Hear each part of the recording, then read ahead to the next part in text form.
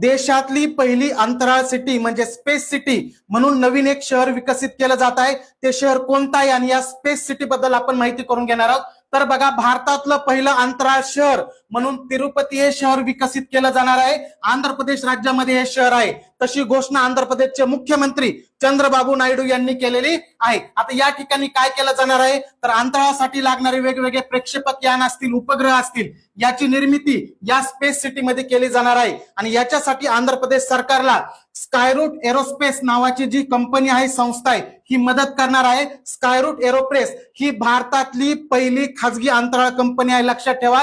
याचं मुख्यालय हैदराबाद मध्ये आहे। स्थापना 2018 साली झालेली आहे। आता ही जी स्पेस सिटी किंवा अंतराळ शहर असणार आहे ते एकूण 300 एकर मध्ये असणार आहे। राज्य सरकार याच्यासाठी 400 कोटी खर्च करणार आहे। आता भारतामध्ये इतर अंतराळ संबंधी ज्या संस्था आहेत त्याच्याबद्दल सुद्धा माहिती असणं गरजेचं आहे। भारत सरकारची अंतराळ कंपनी म्हणजे इस्रोची स्थापना 15 ऑगस्ट 1969 ला झालेली आहे। मुख्यालय बंगळुरू या ठिकाणी आहे।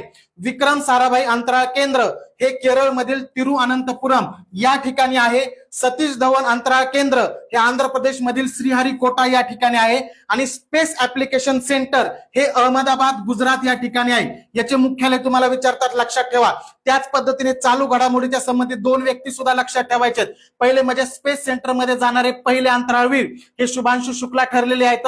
आणि भारतातील पहिले अंतराळ पर्यटक हे गोपी थोटाकुरा हे ठरलेले आहेत। अशा पद्धतीने जे विद्यार्थी सध्या पोलीस भरतीची तयारी करतायत, आगामी जी होणार आहे त्या पोलीस भरतीमध्ये सामोरं जाताना फास्ट ट्रॅक मध्ये जर तुम्ही रिव्हिजन तुम्हाला आवश्यक असेल, शेवटच्या टप्प्यामध्ये अंतिम रिव्हिजन जर तुम्हाला आवश्यक असेल, तर आपण अंतिम रिव्हिजन बॅच ही लॉन्च केलेली आहे। ही फास्ट ट्रॅक बॅच असणार आहे।